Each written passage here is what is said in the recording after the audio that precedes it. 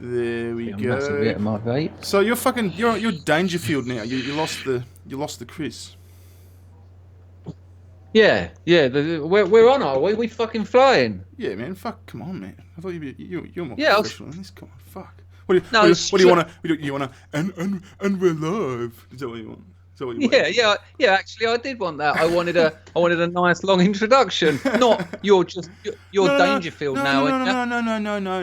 No. It's my style. I sort of like to be all casual and shit at the start, and then we'll have a bit of banter, and then in about 30 seconds I go, "Hi everyone, this is Chris Dangerfield." So just go with the fucking programming. Fuck, you're fucking this right up. But I've set my watch for 30 seconds, so I look forward to the proper intro. Ladies and gentlemen, this is Chris Dangerfield, who has recently lost the Chris, as I mentioned. Why did you lose the Chris? I don't know. I just thought it's more of a hard hitting brand. I mean, when I pay for something by a credit card, people never say to me, "Oh, that's an unusual name, Chris. That's interesting, is it?" They always say, "That's an unusual name, Dangerfield, isn't it? That's interesting." Yeah. So I thought, there's something I can do here. So I got rid of it. I threw Chris in the gutter and elevated Dangerfield to the heavens. It didn't work for. Oh, did it work for Johnny Cash? Remember when he became just Cash? Well, I don't remember. I wasn't born, but I mean, did that work?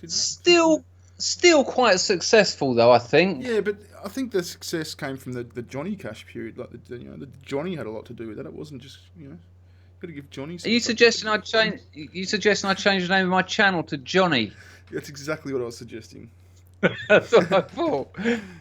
Fucking hell. So how are you, man? You know what? I'm good. As the audience probably know from the title of this video, I went through a very hard time a few months ago, so I'm still recovering from that. But it's nice to be back in the real world. Well, welcome. And that's a lie, of course. I prefer to be in a drug-induced artificial world. But I think if I pretend enough times that I like being on the straight and narrow, it will one day, come true. It'll take effect. So you're back in. You live in London? I do. I live in Soho. I'm right in the middle of London. If you were to put a pin in the middle of the universe, it would probably come through my front room. Right. So how long were you in Thailand? Did you say a couple of months? I'd done just over 8 weeks, and for the first 5 weeks, I didn't leave my room. Fuck. I mean, that's no holiday, is it? Well, it depends on what's happening in the room, I suppose. Now, in Thai brothel, I mean, it's anyone's guess. Well, what did happen in the room? I'll tell you what happened. I went out to Thailand. I got clean when I was 36. I'd been using heroin and crack for about 15 years. And I thought, you know what? Oh, this is starting to show. This is starting to hurt a little bit. So I got clean in England, and it's the first time I've been clean since I was a kid. I went out to Thailand, fell in love with this a Thai streetwalker. This beautiful woman. I was waiting for a football match, and because of the time difference, it's like 3 a.m. over there for a Champions League match. And so I was just dossing around the streets, and this angel walked towards me, and she was like, "You want massage?" And I thought, well, why not? I've got a couple of hours to kill. And I said, "Have you got a mate who wants to join in, like female?" And she said, "Yeah, no problem." So I'm having sex with a pair of them, and like having a go on one, then having a go on the other, and then I was about to unload my special gift of humanity into one of them. Unpackage something, yeah, okay. Yeah, absolutely. And I was about to donate some tadpoles, and the other girl kicked me. She kicked me. The girl I wasn't pleasuring kicked me off of the other one when she saw I was about to orgasm, laid on her back, opened her legs, and give me the come hither with her hands and her eyes. Nice. As if to say, no, you're going to come in me. Those are my tadpoles, yeah. Yeah, exactly. I am the aquarium owner in this room. And I'll tell you what, I fell in love with her right there and then. Oh, that's a romantic story. And I'm fucking serious. I'm serious. There was something about that gesture, that offer, that need There was something about that requirement that made me just think, you are a heavenly bitch. and then the next day, see, her name was Yaya. Yeah. And so afterwards, I went and watched the football, and I didn't really give a fuck about it because I was just going over in my head the amazing thing that had just happened. I think Arsenal still won Cup 2-0, nonetheless. So I went back to that brothel the next day, and I said to her, do you want to do a bit more of that? And she said to me, no. She said, I don't want you to come here anymore. And I was a bit gutted because I thought there was some magic between us. And then I said, well, look, I'm staying at Seals Mansions. It's just round the corner. If you fancy popping round any time, do so. And then a couple of days passed, and I'm sitting there on the veranda, fedora, cigar, gin and tonic, the full English. And this the most gorgeous woman in the world came walking up the road. Everyone was looking at her. She'd had her hair done in a salon, all her makeup done. She had this little tight fit, just fucking heaven. And it was her. And I went, Yaya. And she went, it's Yaya when I'm working. My name's Ganya, and I'm not working now. Where are we going? I fell in love with her. She went the off-time name. That's love. That is love right there. Mate, you've hit the nail on the head. She switched the meter off, and of course, this was the second time I fell in love with the same woman in 2 days. Yeah, nice. That's more love than I've had for all the other women in my life put together. That's anyway. Gallons of love. Gallons. Absolutely. That would fill a cast iron bath twice. No, anyway, so I won't go through the whole story, but I've basically been going back out there every year 3 or 4 times and we rekindle that love affair. In the 15 years since then, though, she's no longer a streetwalker. She has 3 of her own brothels. She now looks after 60 women. Wow. Yeah, and our love affair has just grown and grown, and it's proper romance. You know, I turn up there, I never tell her I'm going to go, and I just sort of walk up that dusty road, and I stand outside one of her shops just looking at her. She doesn't know I'm looking. She turns around, and then all her eyes well up, and then she comes out and she says something. It's just something amazing, and we're in love again now. When I turned up this time, I was about 8 stone, unshaven, yellow, in big trouble. And she knows I've had a history of drug problems. Mm-hmm. And she said, if you want to stay here, you can, but you've got to stay here to get clean. And I went, that's why I'm here. So she gave me a room in her brothel. And the amazing thing is, most of her girls know me. And she says to them, Chris is going to be staying here for a while. Look after him, feed him, massage him, do anything he wants. Hang on a sec. When she says do anything he wants, do you get a few happy endings from him, or is that off limits? Mate, I got raped. No, seriously. I mean, you say happy endings. No. I'm only laughing because it's funny when men get raped. No. Well, no, and that's what it is, and without a doubt. Because when you're detoxing, I mean, I didn't sleep for 2 weeks, and that'd drive you mad. So having about 10 or 15 wanks a day off of different ladies is just wonderful. It certainly breaks up the monotony of a detox. Yeah. But the rape was so special because I'll tell you why. No, I'm serious here because I understand that rape isn't for everyone. Yeah. I get that. Yeah. But the thing is, I'm quite strong. I can fight off most women for sure, and a fair amount of men. Mm. But when you're detoxing, you've got no energy. You can't even sort of move your hand to get a glass of water when your mouth is as dry as a bone. So one of the girls would sort of pour water in my mouth. Have you seen the film The English Patient? I haven't seen The English Patient. No. I had the scene from fucking Train Spotting in mind. The detox scene. Is it anything like that? Right. Well, that Train Spotting's like a fucking cartoon about heroin. I mean, right. A great film, but nothing to do with heroin. Jesus. I mean, I think that film made more junkies than anything else. Anyway. So one day, I've been there about 2 weeks. The bed's soaking wet through sweat. It stinks in there. I've vomited all over the floor, and it's all like yellow. And because of the heat, it's all dried. So it's like this, not nice. No, it doesn't sound And then nice. this girl comes in. Pardon? It doesn't sound nice, no. No, I didn't need to say that, did I? It would have been weirder if I said, "Oh, there was sun-dried vomit on the floor, and it was beautiful." Anyway, this girl comes in. Her name's Chamchari. Now, the other girls call her Alien, and she's a bit mental, and she is a bit mental. And she came in. She started dancing. Now, I'm detoxing. I haven't slept for a couple of weeks. It's really weird. You go through all this weird nostalgia. You see too much meaning in things. Yeah. Everything's a bit intense.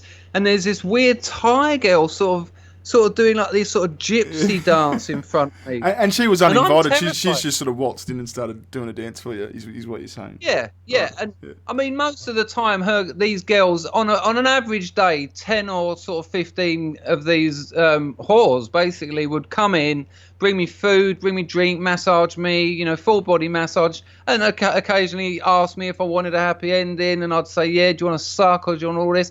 Never a fuck, because, I'm half dead. And that's like out of the question. Anyway, old Chamchari, she's doing this dance, and weirdly, I start to get an erection. And I'm laying on the bed naked, so she sees it, and she seizes her chance.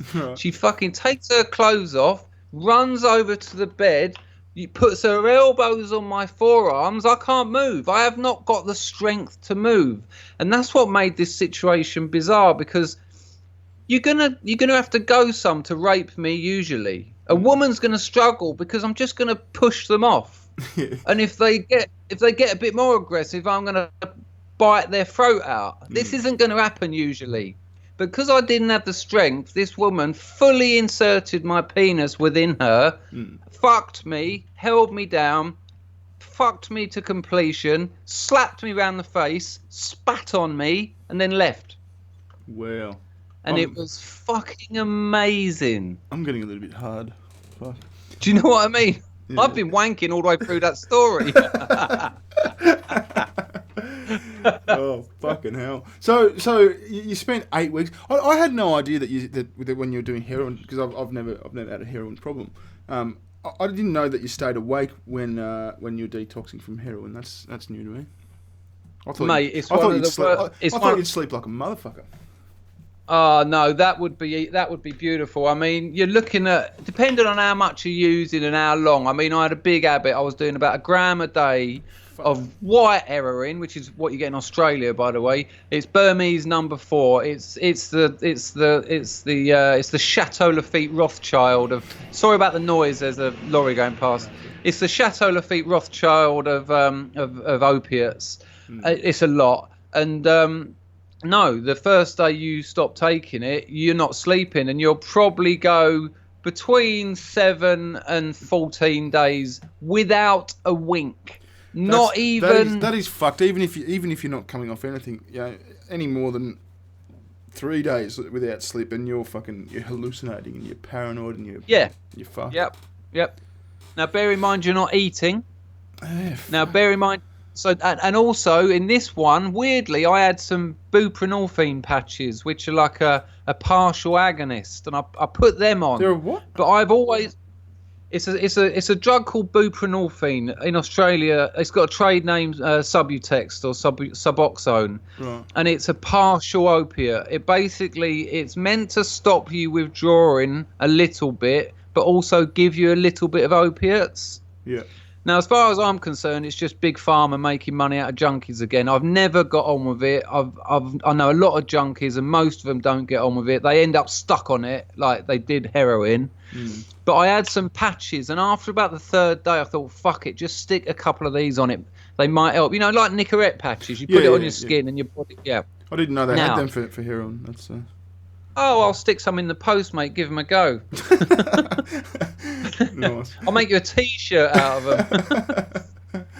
But I've never got on with these things, and the problem was I couldn't hold down water.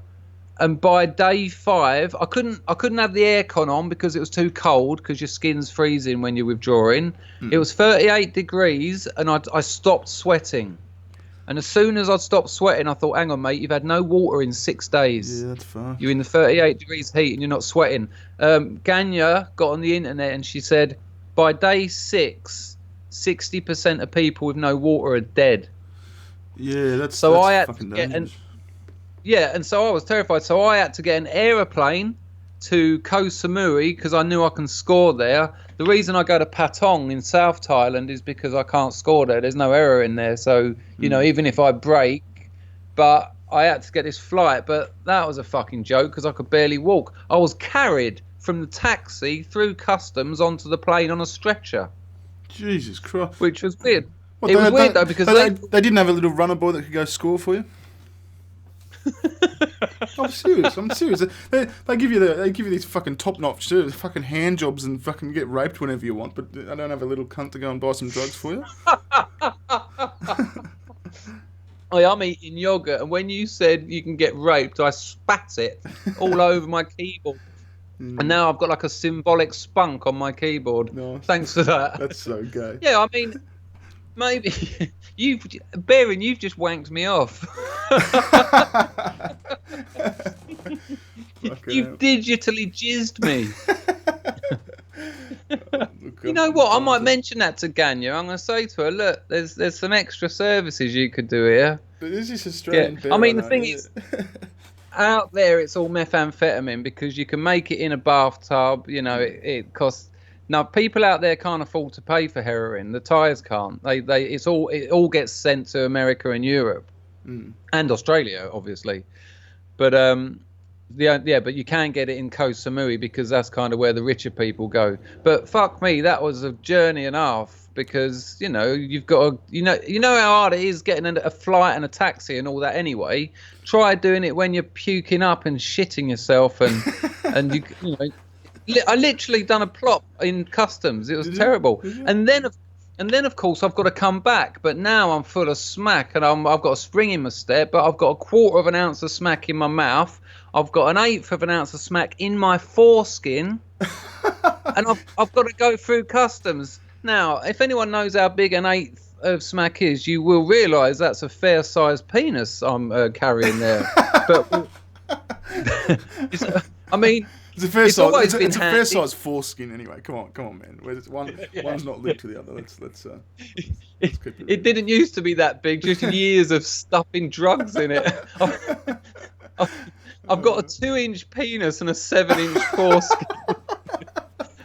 Imagine putting a cricket ball in a sock. Kind of looks like that. Oh, that's fucked. I can use it as a weapon and just put a bowling ball in the end, tie a knot in the end, and fucking away you go. Start lassoing. Well, there you go. When old Dangerfield turns up at a fight, oh yeah, when he puts his hand in his pocket, someone's going down. Fuck. Well, but it was fucking frightening. That sounds fucking. It was shit. frightening. That sounds absolutely shit ass, man. That's fucked. So did you kick it? Can you ever really kick heroin? Yeah, well, you know what? I would love to spend the rest of my life on heroin. I'd love to. It works. You know, it works as a drug. You drink, Baron, you drink, right? Yeah. Not heavily, but yeah I do. Yeah. No, but you have a drink because you like it. I mean, I like heroin. It's the same. You know, I'm not trying to oversimplify anything, but it is kind of the same. You know, my mother smokes cigarettes and she'll go mad at me about heroin. And I'm like, yeah, Mum, but you smoke cigarettes all the time.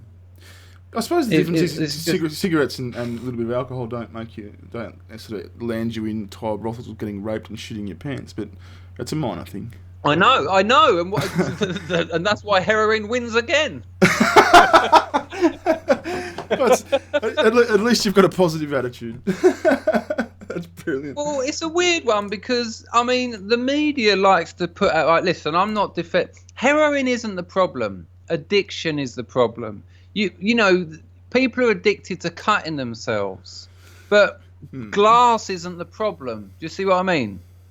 Yeah, but people will drink themselves to death, but alcohol isn't the problem. But I suppose the difference is if you cut yourself, like if I like, let's just say I accidentally smash a window and cut myself with some glass, I don't go, Ooh, that was lovely. And start cutting myself again. Heroin's highly addictive from the get go, isn't it? So if I try heroin, no, that's a myth. No, that's a myth. First time you try heroin, the first thing that's going to happen is you're going to puke your guts up.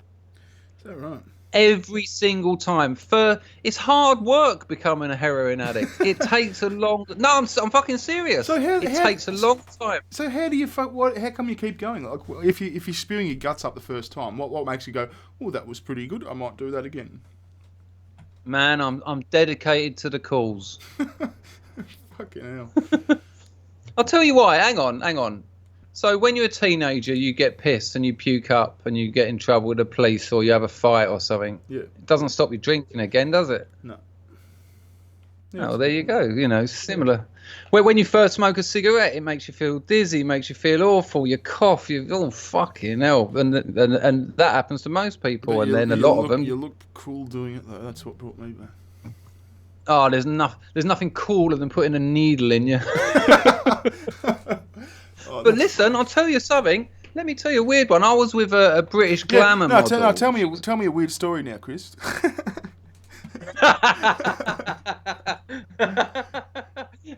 Enough of the introduction. I'm going to tell you something. Yeah.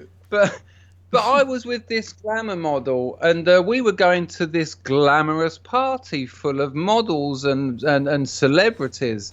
And I said to her, listen, I'm just going to shoot into the bathroom. I've got to have a hit. I said, because we're going to be out for a few hours, and I don't want to be having to do it in the toilets there. And she went, oh, let me see. I'd love to see you do that. Oh. And she got such a sexual kick out of it. Oh, that's fucked. Whenever I see someone put a needle into their arm or fucking anywhere, like on a movie or something, I'd fucking cringe. I want to spew up. I can't stand watching needles going to people. Well, this is the funny thing. You try and take blood out of me at the hospital, I faint. Can't stand needles. Is that right? Yeah, but when I'm at the height of my addiction, I'll be sticking 20 a day in me, and I've got no veins left in my arms. I have to go in my femoral vein, which is just next to my penis. Is that right? Yeah, and that glamour model, she stood there while I've got a fucking needle in a hole in my leg, and as I'm pushing the barrel down, she's pulling her skirt up. She's waiting to fuck me. She's getting so turned on, and I'm thinking, Jesus Christ. And as soon as I've pulled it out, and there's claret running down my leg, oh, we fucked like nobody's business. Oh, Jesus Christ. That's fucking... It's weird. That is weird. That's fucked. Christ. Tell me about... wait. Yeah, go on. Go on. No, you go. Well, quick one. I had a girl overdose while I was fucking her once. Now, this story's got many strange turns. There was this girl, Brass Liz, we called her. Brass is English rhyming slang. Brass nail means... English slang is so ridiculous. It goes so many levels. So you call a prostitute a brass, because that comes from brass tail. And brass nail. Brass nail, okay. Brass comes from brass nail, and brass nail means tail. Yeah, okay, yeah. Tail as in a bit of skirt, a woman, etc. Okay. And we used to call her Brass Liz. Yeah. Because that's how you differentiated her from other Lizzes. Yeah, that makes sense. That was. Yeah, and it made sense, and yet still nothing to do with the story. Anyway, so Brass Liz come round once, and she was in a bit of trouble at that. She was withdrawing a little bit, and she said, "Can you do us a bag, and I'll pay you in the morning?" Or so. I wasn't selling it; I just had some, and we've been friends for years. I said, "Yeah, there's plenty there. Just have a bit." So she's had some, and she did take the piss a bit, I must admit. She didn't put a bit of gear in the spoon. She put the spoon in the gear. Do you know what I mean? She shuffled it out. I was like, steady on, Liz. And then she's put her citric in. She's cooked it up. She pulled it up. She was in her groin as well, the old femoral. They called it the pound coin. That's the groin. She's put it in there, and she's jabbed it in. And immediately she looked at me, and I did well fancy Brass Liz. I've always liked sex workers. I've got a real thing for them. And she went, well, while I'm here, while I've got my jeans down, and I was like, all right then. So there we are. So she gets on top of me, and she's fucking me, right? I'm not feeling very horny all of a sudden. I'm just thinking, I don't really want to be having sex at the moment. So I think I'm gonna have to fake it. Didn't you fucking proposition her though? Didn't you bring it up? No. Oh no, she said, that's all right, because she had a needle in her cunt. And she was putting heroin in her cunt. She said, while I'm here, I get it. She didn't strictly have a needle in her cunt. I just do an amazing thing to say, but no, near her cunt. It was cuntishly. There was anyway. You've thrown me anyway. So I'm thinking, I don't know what I'm going to do it. So I just sort of shut my eyes, and I'm just thinking, oh God, it's going to go soft, and then it's going to be embarrassing. Then I can feel a change. There's a change. The feeling on my penis is different, and I don't know why. Oh, she hadn't sticked you with some heroin, had she? Well, I'd already had some, obviously. Yeah, okay, right. But when I open my eyes, she's purple. Oh no! And she's not moving. Oh, she's dead. Chris, I've got my penis in a dead woman. Mate, that is fucked. But listen, I'm going to tell you. I know. I'm going to tell you something now. So hang on. Even worse than that. Just so I can understand. Did she contract when she fucking died? Well, quite the opposite. It kind of opened. It kind of. I think her vagina kind of had its final breath. Oh, that is so fucked. But it gets darker. Believe it or not. You finished, because when I realised that she'd gone over, that she'd OD'd, and my cock was in it, I thought to myself, you're not going to get too many chances in life to have sex with a dead woman, are you? No, fuck off. Bullshit.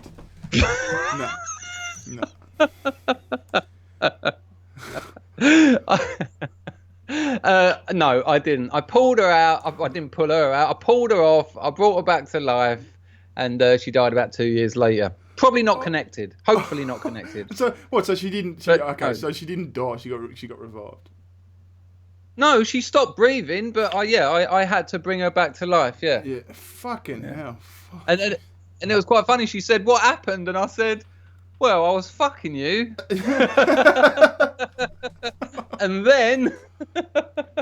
Oh my God. Yeah. That's a fucked poor up old story. brass Liz. How did she die in the end? Overdose? Well, she used to do electronics. That was her thing.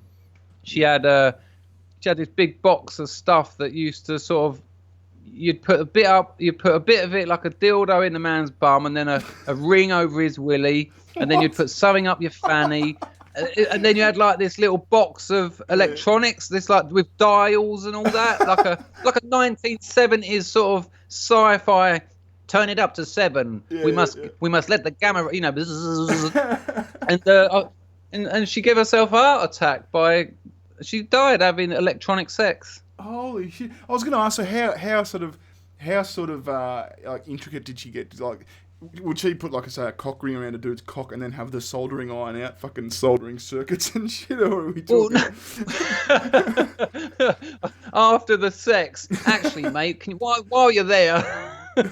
I mean, I had a go of it. I got her to do me, and it was kind of weird because she puts this thing up her fanny, and then she puts this thing on your cock, and then you put your cock in, and then when she turns the dial, you sort of. What's it doing though? What does the device do? Well, it turns up some kind of electronic charge. Oh, so but it also it's like electrocuting that sort of thing. Basically, but it also vibrates as well. But it's not pleasant. I didn't enjoy it, to be honest with you. We started laughing because basically she was a normal brass originally, and then a lot of her clients were your classic doctors, lawyers, fucking MPs, and they were all saying, do you do electronics? And she was like, no. And in the end, she thought, I'm going to look into this. So she managed to buy one off some pre-internet kind of Craigslist thing, I don't know, in the back of a porn mag. And it was such a hideous box. It was like flesh-coloured box with like red velvet interior. I mean, who buys that second hand? Oh. Yeah, no, that's disgusting. Yeah. And so when she first brought it round, she didn't even know what she was doing. We were just sitting there playing with these things, and they were sparking, and they were like jumping around. Is that when you put your cock in it? Like, did you not know what it did and put your cock in it, or had you figured it out by then? Yeah, we experimented with it. Yeah, oh, okay. Well, that's exactly what we done. done. Thing to do. Yeah. That's fun. But it wasn't pleasant. I don't advise it. But the amazing thing. Can you remember the name of this machine? I want to see one on Google Images. I want to see this. I don't. The name of this machine. To tell you the truth, it didn't have a brand. I think these things are probably made up, as like bespoke sex toys. Yeah. I can't remember having like a lightning strike on the box and saying something like electro pussy. General Electric's fucking knob zapper. But the thing that was amazing about Brass Liz was once she got into the electronics and worked out how it worked, she never fucked another client because they don't want intercourse. They want electronics. I mean, they had to put their penis in her and things like that, but not humping for God knows how long, full of Viagra and cocaine. This is just like she was sitting there turning the dials while some old judge was on his back going, spark me up. Oh, and £1,000 a blow, amazing. So, chat, what was this called? I'm not asking for like research. Don't go find out what it was called. But what's his name? Will Fisher started us off. He's nominated the electronic cock box. Let's see if we can come up with a decent name for this thing. What did it do to her fanny though? How did it work on that end? Was it just electrocuting her cunt as well? Well, I think. No, not at all. I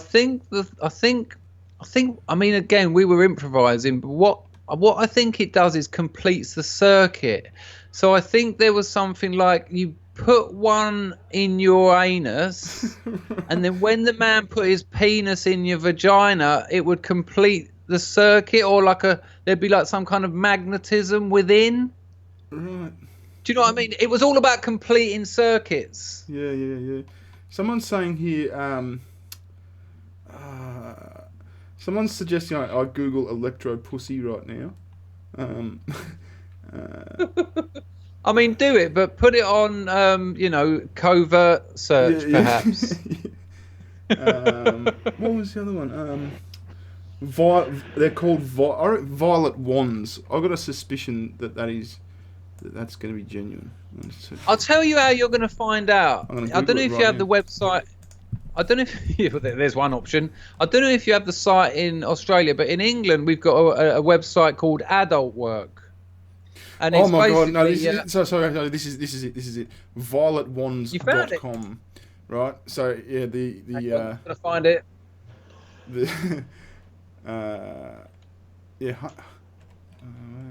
Violet Wands are all we do. The Violet Wand store, at the Violet Wand store, so we know our products inside and out and provide an in-depth support and knowledge. You can browse our Violet Wands to fit any budget and choose from the world's largest selection of hundreds of accessories and electrodes that fit your playstyle and needs. Electrodes. There you go. That sounds... Fuck. I want to see a picture. What does it look like? And there's the one on the far right. I mean, this is going back about 20 years, so it's changed. But that's what it was like. It was like a little box like that. The Mirage Violet Wand set. That one. The mirror. Hang on. I've gone into the main page. Oh my God! This is them. There you go. There's a wide array of Violet ones here. Oh my God. The Tesla Violet. Metal. Well, there you go. There's something to have a look at. What? Oh my God! Metal electrodes. Oh, this is fucked. I do like their pride though. Metal wands are all we do. We don't fuck around with anything else. Yeah. Fucking hell, that's fucking scary. So, oh my god, here we go. Violet wand kits. Your starter kit for the amateur violet wander. Who doesn't really know what they're doing. Ranging from $399 to all the way to $749. But it comes with everything, so you can be sure of a electrified fucking penis. That's fucked. That is absolutely fucked. Yeah, well, there you go. But I mean, the whores love it because it's non-sexual. Do you know what I mean? It's not as much work Yeah, as but aren't you they stand. aren't they electrocuting their vaginas? Isn't that probably a bit worse? I think we'd have to ask one. I mean, any whores in the chat? Any whores? Oh, I know Bianca. I know Bianca. Bianca, have you ever electrified your fanny? Any good or any bad? Otis the cow says, I don't know how my we sister, got my on to sister all just, that. No, my sister just asked what we were watching. Thanks, Bearing. Well, tell her that you're watching a live stream about fucking genital electrocution. Just be honest. Fuck, a lot of feeling. You were going to ask me a question before I told you about Liz. A long time. Oh, fucking hell, mate. That was fucking penises and vaginas ago, mate. That was fucking... Whew. Let me tell you, I'll tell you something that was actually amazing. Those girls, all her girls, once I was up and about and it was like, you know, shuffling along like a knackered old man, they looked after me. The compassion of those women, their empathy, you know, I didn't deserve that. I didn't give them any money. There's no money involved. And for nothing, they just looked after me. They brought me food. You know, they give me normal massages, you know, just to make me feel better. It was amazing. They brought their hairdresser friend down, and she what's left of my hair, she sort of styled it. You know, they took me on a scooter and just drove me around town just so that I could get out of the fucking room. But of course, one of the amazing things is you're living in a brothel for 8 weeks, and some of the stuff that goes on, I mean, obviously you'd imagine a certain amount of stuff that you know, it's obvious what goes on in a brothel, yeah, but let me tell you this about Go and tell us. about twice about twice a day this will happen. A man and a woman, husband and wife, go into the brothel. Right, there's 3 sections to a Thai brothel. You've got the bit out the front where all the glass windows are that everyone walking past can see. That's for pedicure, manicure, head massage, foot massage, right? Right. Then you've got the second section, which is out the back, which is for full body massage, but it's only curtains separating it. Yeah. So any noise anyone can hear. And then the third section is little rooms for the full services, yeah? Now, couple of times a day, a couple come in, married, you know, or if not married, definitely a couple. They go into the second section because, you know, they don't want sex, apparently. They'll both lay down, and then the man says to his masseuse through sign language, "Can we fuck?" Through sign, because they don't speak Thai or something. Well, but because his wife is 2 feet away, separated only by a curtain. Oh, right. Yeah. You've got to have balls of steel. Literally just pointing at his bollocks and going, "You want to?" And then the girls, they all speak loud. Thai is their second language. Yeah. So she'll say to the girl next door, literally a couple of foot away, in Lao, she'll say, "This one wants a blowjob," or "This one wants a fuck." So the other one will concentrate on massaging the woman's head and ears for 5 minutes. But it does tickle me to know that my dislike. Fucking amazing. And so in your time there, how many of them were they 100% successful, or was there any fucking... Was there any fucking big? There was no moments? Fuck ups with them. Really? I've never seen a rumble, but I mean, some of the funnier fuck ups are the kids, because you've got 16 and 17-year-old kids, probably never been near a woman. They're in Thailand, and they know they've got to do it. And there was this one brilliant one. This bloke goes in, and the girl. What happens is you go in your room. So they've all gone out into the back room. 3 of these kids, 16, 17. Yeah. And the girls say, "Take all your clothes off. I'll be back in a minute." So the girls go off. They get all their oil and that. They take their sarongs off. They put something a bit sexier on, and then they go back. And then one of the girls come back out, and she said to Ganya, she said, "He won't take his shorts off." And Ganya said, "Well, just work round it." She said, "Yeah, but he's shaking." And so Ganya's gone to see him, and she said to me, this bloke was like holding his shoulders and like properly fucking sort of shitting himself. What the fuck? And so this woman's trying to massage him, and she's just sort of going, relax, this is meant to be relaxing, and you've got an hour of this. You don't have to be. And then of course, no, exactly. And then after about 40 minutes, she says, turn over. Now, when a whore says turn over in a massage shop, she means, do you want sex? Because no one has their fronts massaged. Have you ever, my shins are killing me. Can you just massage? No, it's bullshit, isn't it? So when they say, do you want to turn over? It's like, do you want to get your junk in view and we can start getting down to business? Yeah. He's turned over. She's opened the little flap on his boxers, and I know all this, of course, because she's told Ganya afterwards, and Ganya's told me. Yeah. She's opened the little flap, grabbed his cock. He's spunked immediately. He's just spuffed all over the place. He's thrown the money at her. Just grabbed the money out of his pocket, thrown it at her, run out of the shop. Yeah, I'm sitting out the front, like just talking to Ganya and with all the other girls. He comes sprinting out. He's only got his pants on. He's left his T-shirt in there, his jacket. He runs through the massage shop. Now, in Thailand, you have to take your flip-flops off before you go in any house or restaurant or, not restaurant, sorry, massage shop. So all the shoes are outside. He fucks his shoes off. He runs over all of them, and we all watch him sprint down the road. He's just running. He won't stop. And then about 20 minutes later, his two mates come out, and they're like, "Where's our friend?"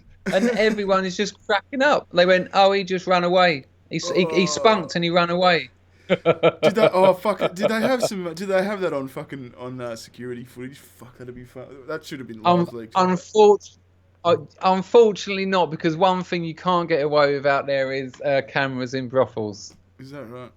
But having said that, I'm going to make a video of me in a Chinese brothel in Soho probably next week, because when they do that bit when they say get undressed, I'll be back in a minute, I'm going to set my iPhone up, get a good oh absolutely, and I'm going to have a massage and then an extra, and I'm going to video it and stick it up on YouTube. So but what will be funny is you can get like fucking you can get like pairs of glasses and shit with cameras in them. Get a pair of camera glasses. What? Yeah, but I've got a little pen. I've got a little pen. Not that I've used it at brothels. More just street hookers in alleyways and shit. Here's brothel pen. Yeah.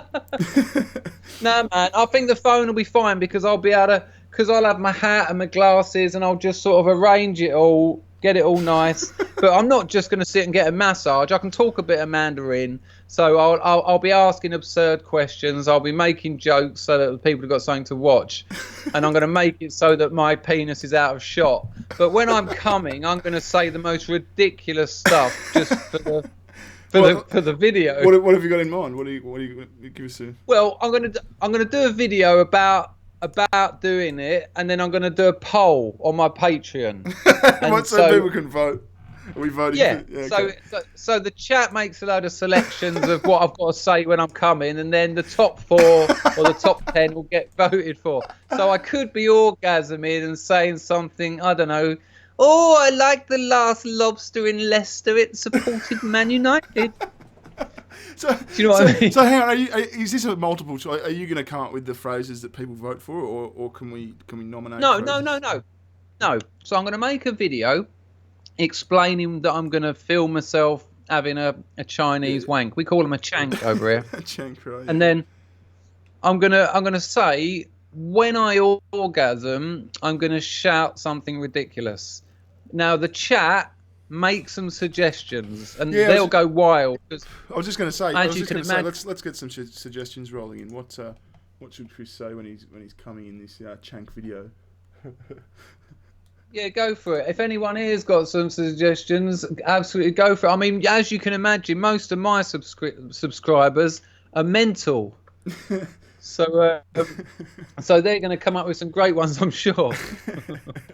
Hey, did you watch Devon put out a video earlier where he finishes on a few fucking sly shots he got of Steve Shives actually taking his hat off. Did you see that? Fucking amazing. I absolutely did. Yeah. Amazing. Isn't it? From when he's that's an from eagle when he's in eye. the That is group a chat. fucking eagle eye. That's beautiful.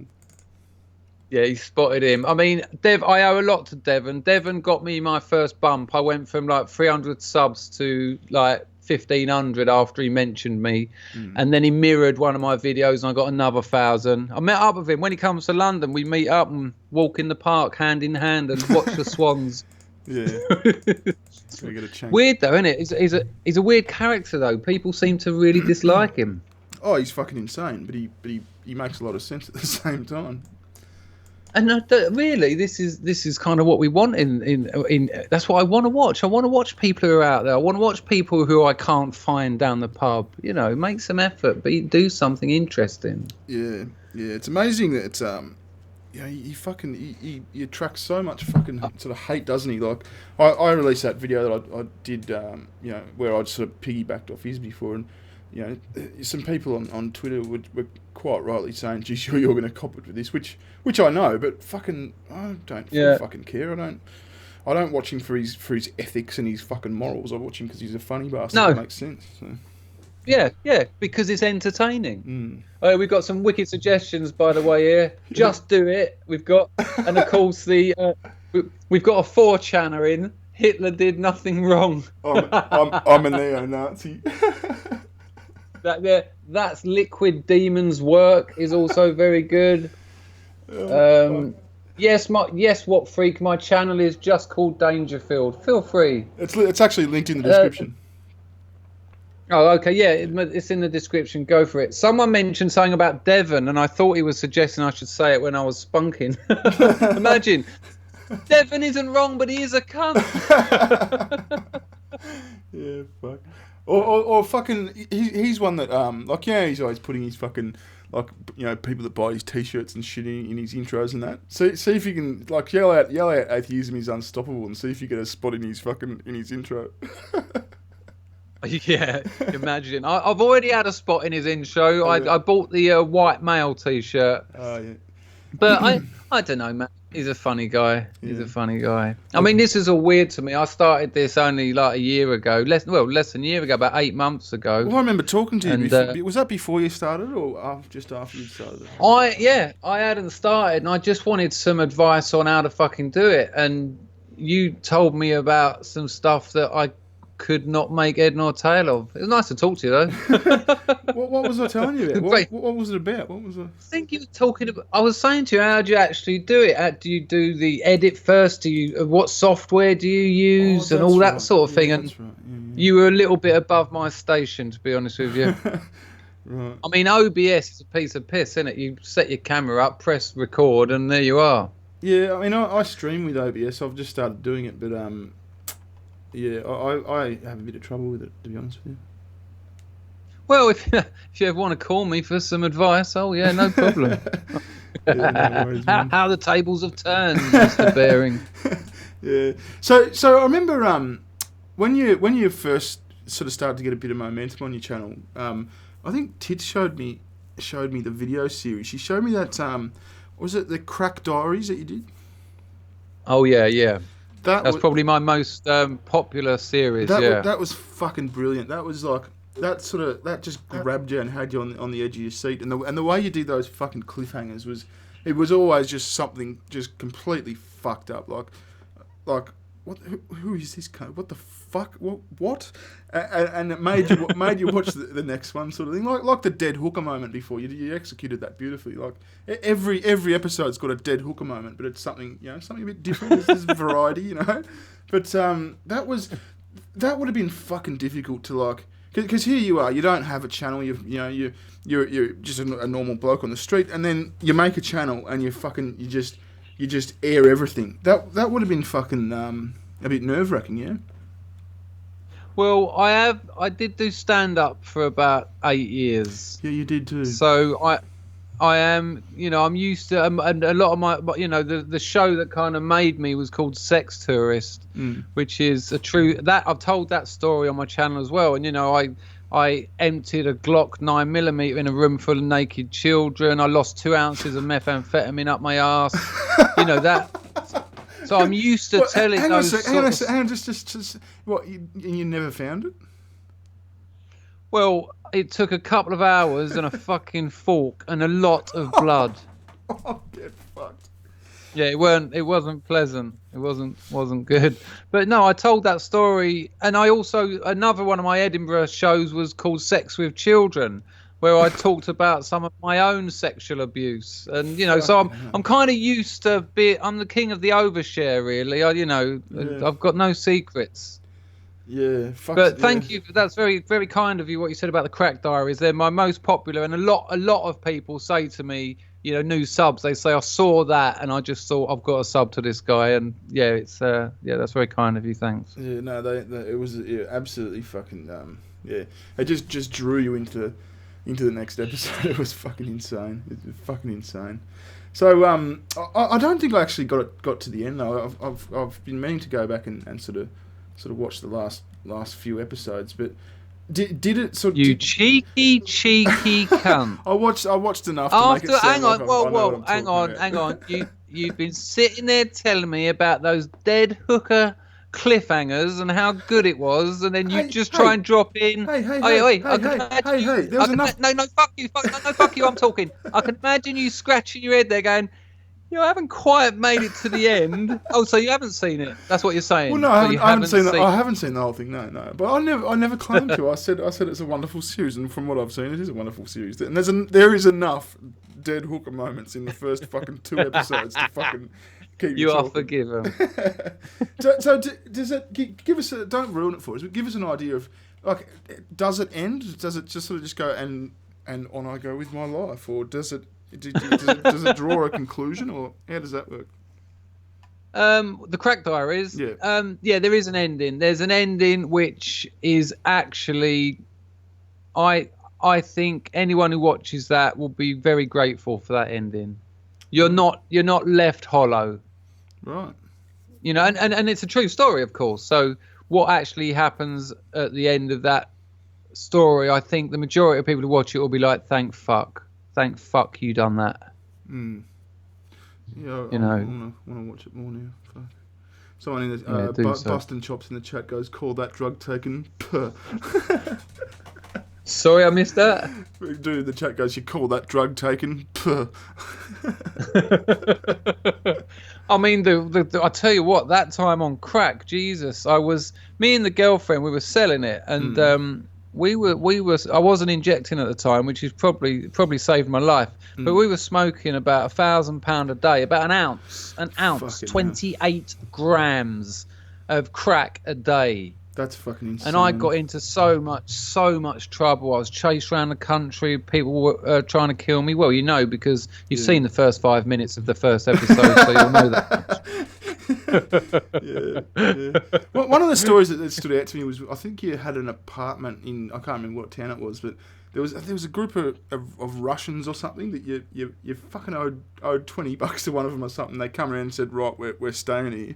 That was quite intense. Yeah, that they were a Scouse firm. Scouse, Liverpool. Right. Yeah, and it's very typical. It's a real typical thing. The Scouse and the Manx, for the people from Manchester, they will prey on very vulnerable junkies who have got nothing left, and it's like, we'll pay your rent, we'll fill your house full of.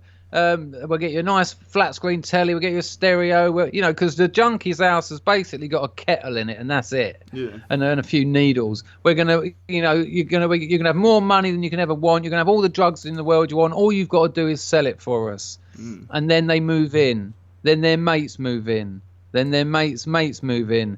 Then they're hiding people who are on the run for murder. Then they start having fights. Then there's guns brought in. And then you're just their lackey, and they'll wake you up at 4:00 in the morning, hitting you in the gut with the butt of a gun, going, wake up, there's work to be done. And sending your girlfriend out to some fucking dangerous places selling crack. It gets dark. And that's happened to loads of people I know. That's fuck, and that's their fucking signature move. Is that's what they do to, and, Yeah. and it's always to people who are a bit down and out, isn't that? That's fucking predatory, isn't it? Yeah, without a doubt. I mean, because they're offering you the one thing you think you need. They're telling you you're never going to have to worry about scoring again. Because the junkie lifestyle is this. You wake up, you've got to find money to get some heroin, and the clock's ticking, because if you don't get it, you're not going to have the energy to be able to get the money to get it, whether that means robbing someone, robbing a house, shoplifting, and any kind of crime. As that clock's ticking, you're getting weaker and weaker. So first of all, you got to get some money. Then you got to find a score. More often than not, if you haven't got a regular, because they're always getting nicked and locked up, someone's going to sell you a bag of gravy powder. So you've done all that grafting, and then you've got your money. You bought your gear, you got it home. It's gravy powder, so you've got to do all that again. How do you find out it's gravy? Like, do you normally taste a bit of it or something before you whack it up? No, you put it in a spoon, you put some water in it, and you put some citric acid in, and when you heat it up, it's gravy. It doesn't smell like heroin, it smells like beef. Fucking hell. Yeah, but that's every day, and that's what things like train spotting and will never kind of be able to explain. It's not all the dramas that characterize heroin addiction. It's the repetitive everydayness of it. I mean, I was doing that for 20 years. 20 years, bearing. That's not a week. That's not a couple of days. That's 20 years. Finding money, finding a score, avoiding the police. Oh, God. And you must just feel like you're sort of trapped in a fucking a daily prison doing that every day. It's just a nightmare. It's awful, and just when you think it can't get worse. I remember a mate of mine said to me in my early days of my heroin use. He said, heroin addiction is characterized by a lowering of standards, right? And I never thought of that. And then once I was withdrawing my bollocks off, and I just scored, and I jumped on a train. And I got in the toilet, I've locked the door, I've got my needle out, got my spoon out. Oh, I know where this is going, go on. Yeah, you will, yeah. Got my filter out, got everything out, put my smack in the spoon, put the citric in the spoon, got no water. I forgot my fucking bottle of water. Now, the taps ain't working. They rarely work in British trains. So what options have I got left? A fucking dunny. Yeah, I pulled the water out of the fucking toilet. Yeah, that's fucked. Now that's a commuter train which has got 500 people shitting in that a day. And that goes straight in my vein, into my bloodstream. And that night when I had a headache, what could it be? Maybe I've hit my head. And I remembered that. I thought about that lowering of standards. And however bad it gets, I promise you, it will get worse. Yeah, that's fucked. That is fucking horrific. Tell us, if you don't mind, right?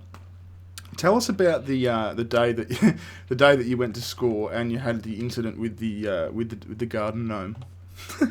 that's a fucking funny story.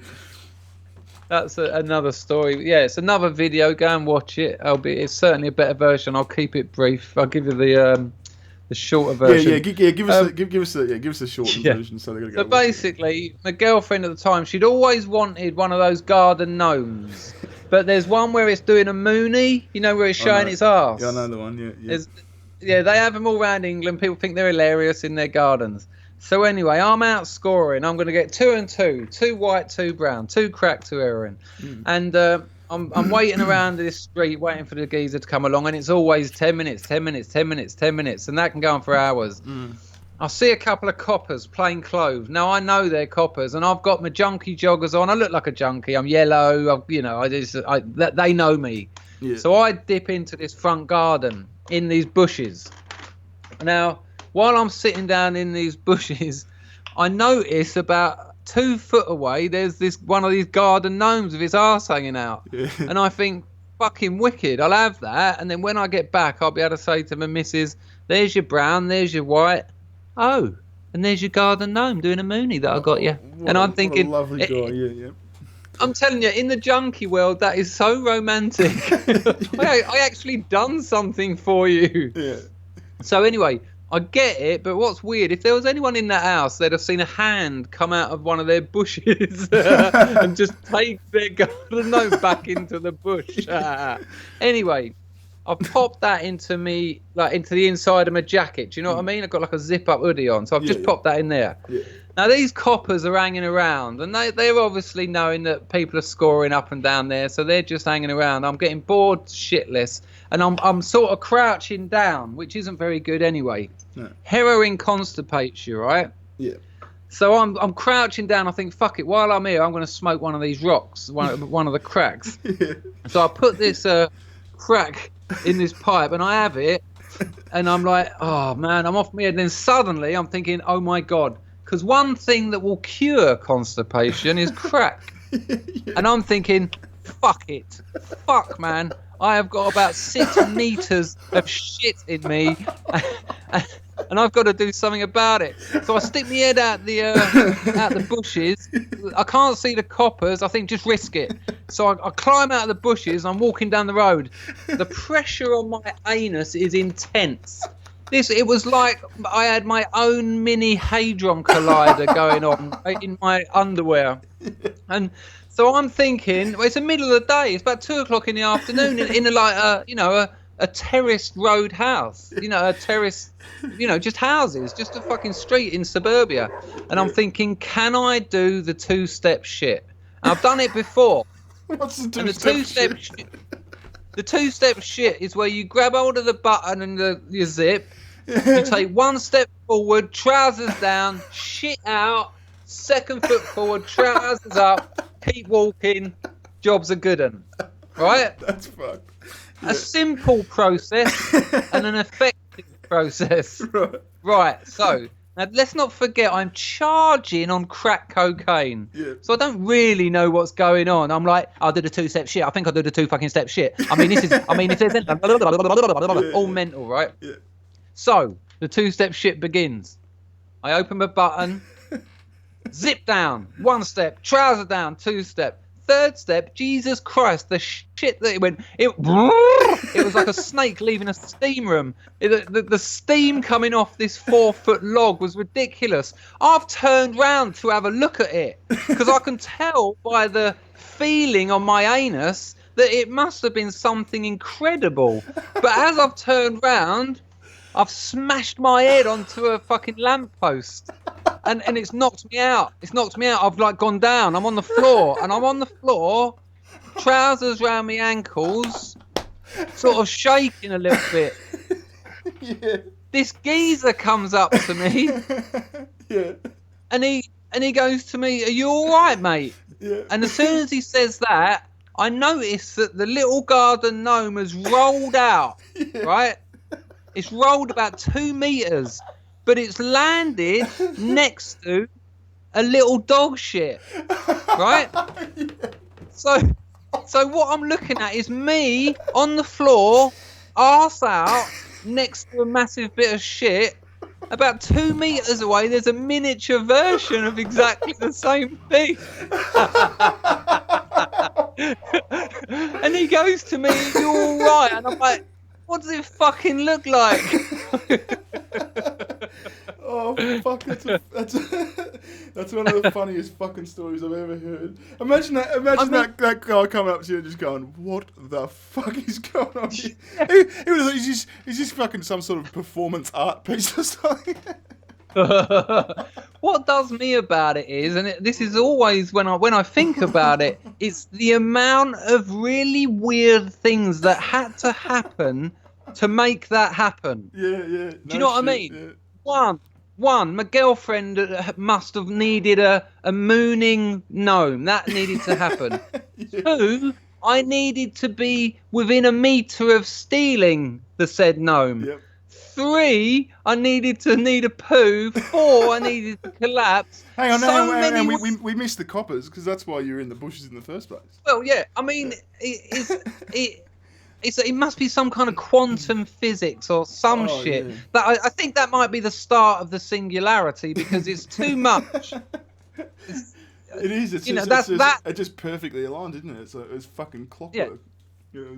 That is a glitch in the matrix right there. Oh, fucking hell. That's a funny fucking story. Bearing on that story, we've done an hour. I think we should call it a day, bro. Yeah, no shit. My fucking innards are coming. I'll just shit myself then. I've got a little garden gnome next to you now, fucking mimicking you, mate. Well, I've got to clean my Australian sperm from my keyboard, so we've both got things to do. Thanks for having me on. Tell all your punters to go and subscribe to my channel. That'd be nice. Your link's in the description, so I'm sure they will. But thanks everyone for watching. Good to have you, Chris. Good to speak to you, mate. Yeah, thanks for asking me, Bear, and it's been a pleasure. All right, see you, bud. Take care.